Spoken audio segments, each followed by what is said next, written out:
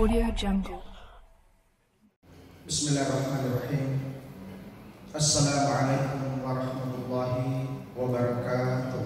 Waalaikumsalam warahmatullahi wabarakatuh. Alhamdulillah, alhamdulillahirabbil alamin. Wassalatu wassalamu ala Rasulillah wa ala alihi wa sahbihi wa sallam ajmain. Alhamdulillah, jamaah subuh insyaallah dimuliakan dan dirahmati Allah Subhanahu wa taala.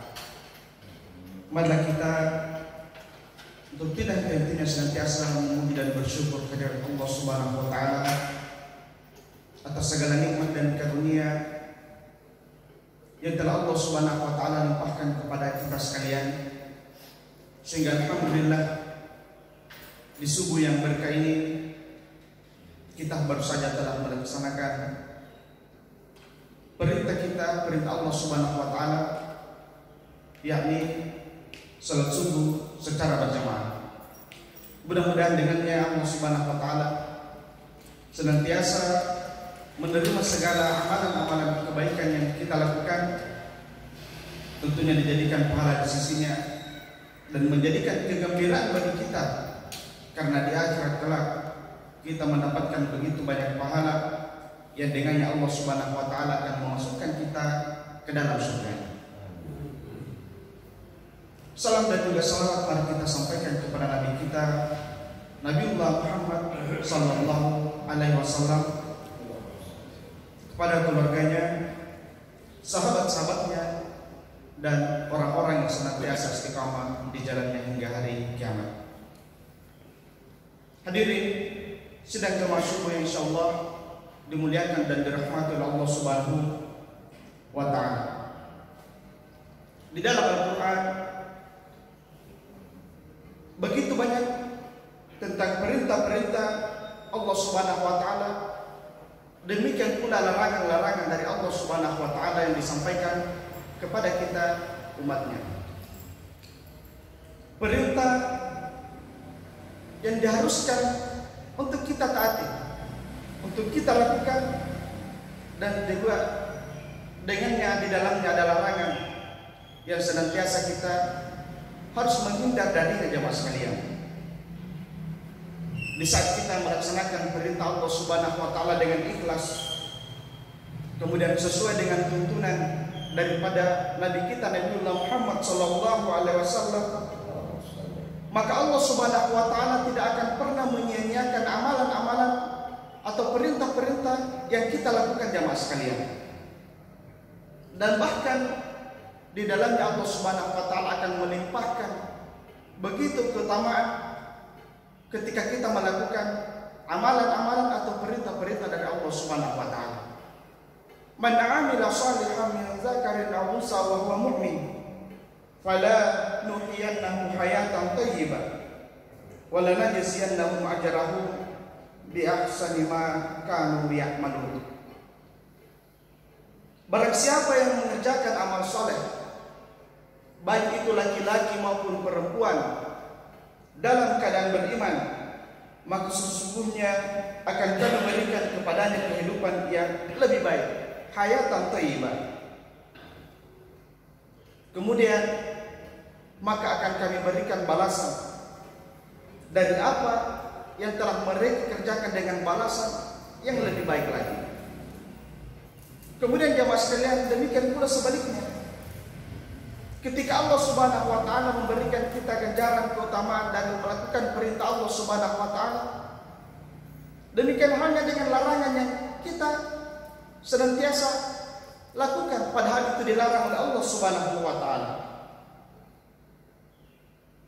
Maka di dalam Al-Qur'an Allah Subhanahu wa taala menyebutkan, "Wa man a'rada an dzikri fa inna lahu ma'isyatan danka wa nahsyuruhu yaumal qiyamati a'ma." Dan barang siapa berpaling dari peringatanku, kata Allah, maka sesungguhnya baginya penghidupan yang sempit, dan kami akan menghimpunnya pada hari kiamat dalam keadaan buta. Jadi jemaah sekalian dirahmati Allah Subhanahu wa taala, demikianlah ada balasan dari Allah Subhanahu wa taala. Apakah kita melakukan perintah Allah Subhanahu wa taala Ataukah kita melakukan apa yang dilarang oleh Allah Subhanahu wa taala? Semua ada akibatnya jamaah sekalian. Sebagaimana halnya amal saleh, demikian pula melakukan larangan-larangan dari Allah Subhanahu wa taala, maka Allah Subhanahu wa taala memberikan balasan baik itu di dunia, lebih-lebih lagi di akhirat jamaah sekalian. Hadirin sidang jamaah subuh insyaallah dirahmati dan dimuliakan oleh Allah Subhanahu wa taala. Di kesempatan yang berbahagia ini kami akan menyebutkan sebuah hadis Rasulullah sallallahu alaihi wasallam yang menerangkan kepada kita akibat dan dampak yang akan diperoleh manakala manusia melakukan apa-apa yang dilarang oleh Allah Subhanahu wa taala. Tentunya dengan menyampaikan hadis ini jamaah sekalian bukan untuk menyesakkan dada kita atau menyempitkan ruang gerak kita jamaah sekalian, akan tetapi agar kita senantiasa dibimbing oleh Allah Subhanahu wa taala kembali ke jalan yang benar. Rasulullah sallallahu alaihi wasallam bersabda bahwa ada 3 golongan yang terancam tidak akan masuk surga. Yang pertama kata beliau, anak yang durhaka kepada kedua orang tuanya. Kemudian yang kedua, orang yang suka mengungkit pemberian, dan orang yang kecanduan minum minuman khamar. Hadis riwayat Bukhari dan Muslim. Sidang jamaah subuh insyaallah dirahmati Allah Subhanahu wa taala.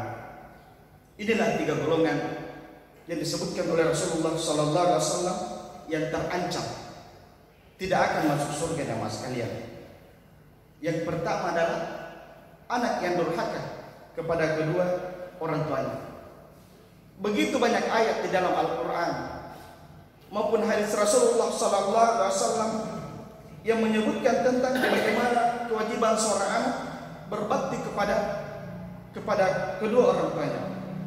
Di dalam Al-Quran disebutkan di dalam surah Al-Isra, dan Tuhanmu telah memerintahkan supaya kamu jangan menyembah selain Dia, dan hendaklah kamu berbuat baik kepada ibu bapakmu dengan sebaik-baiknya.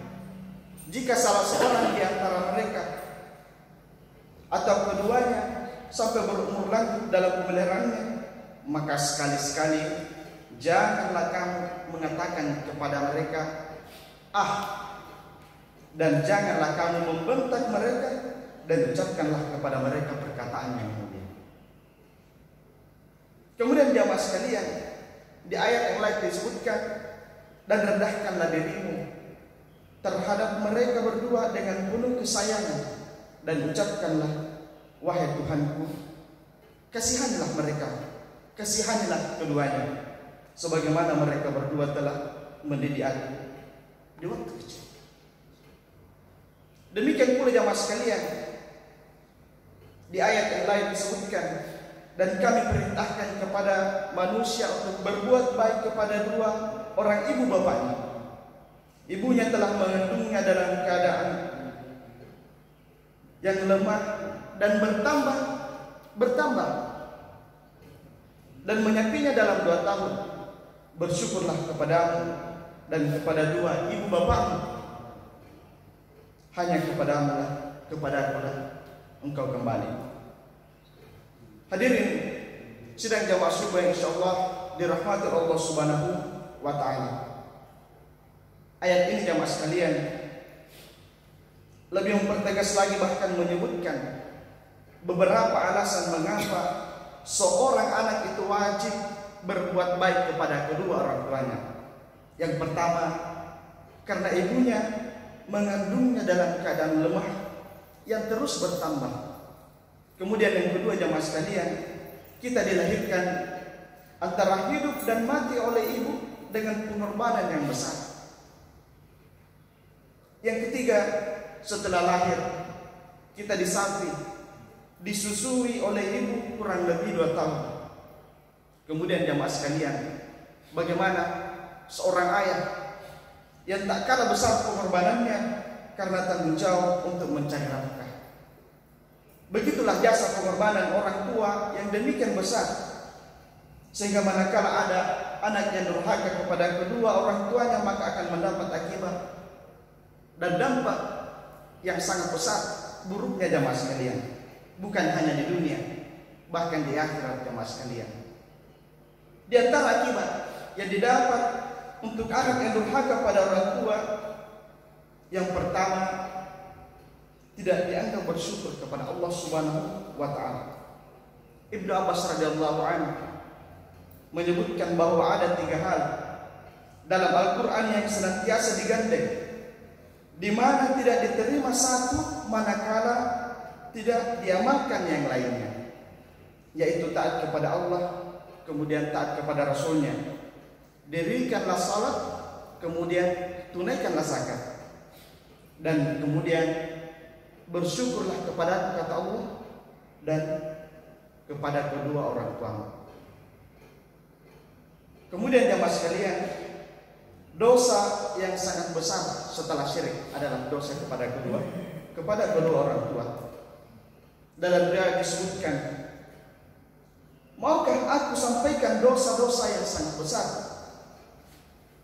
yaitu syirik kepada Allah Subhanahu wa taala dan berdosa kepada kedua orang tua. Kemudian yang kedua adalah diharamkan memasuki surga, sebagaimana hadis Rasulullah SAW bahwa 3 golongan diharamkan oleh Allah Subhanahu wa taala untuk memasuki surga. Yang pertama, berdosa kepada kedua orang tua, kemudian minum minuman khamar, kemudian membiarkan keluarganya untuk berbuat jelek dan dosa atau dayus.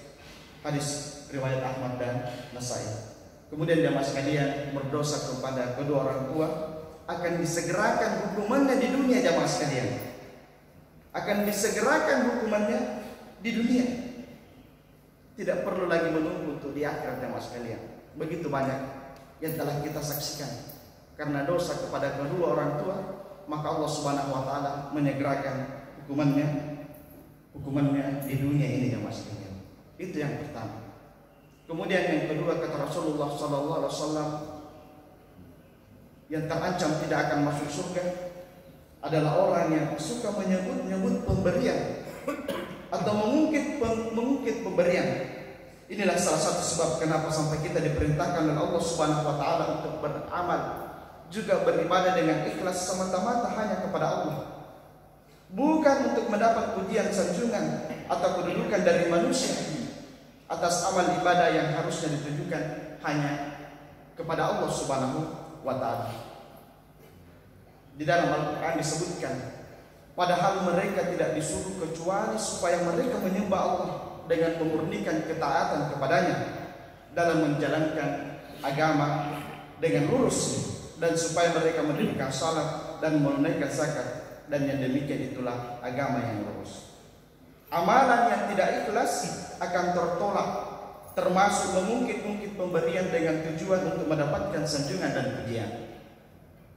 Wahai orang-orang yang beriman, janganlah kamu menghilangkan pahala sedekahmu dengan menyebut-nyebutnya dan menyakiti perasaan si penerima, seperti orang yang menafkahkan hartanya karena ria kepada manusia. Berkata Fudail bin Iyad bahwa meninggalkan perbuatan yang tidak baik karena ada orang yang dapat disebut ria, sedangkan beramal baik untuk mendapatkan pujian manusia, inilah yang disebut sebagai kesyirikan. Dan ikhlas adalah dibebaskan oleh Allah dari kedua sifat tersebut. Demikian pula sebuah hadis dari Abu Hurairah radhiyallahu anhu tentang 3 golongan yang paling pertama dilontarkan masuk ke dalam neraka. Inilah salah satunya jamaah sekalian, seorang hamba yang senantiasa mengungkit-ungkit pemberian atau kebaikannya sehingga dapat melukai perasaan saudaranya yang telah mendapat pemberian dari kebaikan orang itu. Kemudian yang ketiga, kata Rasulullah SAW, orang yang terancam tidak akan masuk surga adalah orang yang senantiasa kecanduan minum minuman keras. Juga merupakan golongan yang sering-sering disebut oleh Allah Subhanahu wa taala sebagai yang terancam sekalian. Tidak akan dimasukkan ke dalam surga.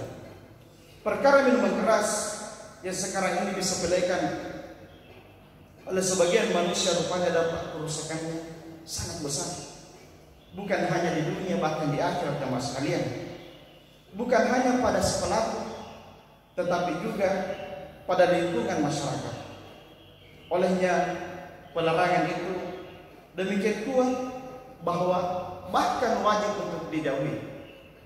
Hai orang-orang yang beriman, sesungguhnya minum minuman khamar, berjudi, berkorban untuk berhala, mengundi nasib dengan anak panah adalah perbuatan keji, termasuk perbuatan setan. Maka jauhilah perbuatan-perbuatan itu agar kamu mendapat keberuntungan. Jemaah sekalian rahmat Allah Subhanahu wa taala, inilah 3 perbuatan manusia yang dengannya ketika dia lakukan oleh seorang hamba, maka mereka terancam untuk memasuki surga Allah Subhanahu wa taala. Jangankan memasuki, mencium bau surga pun Allah Subhanahu wa taala tidak menginginkan hamba tersebut. Jadi jemaah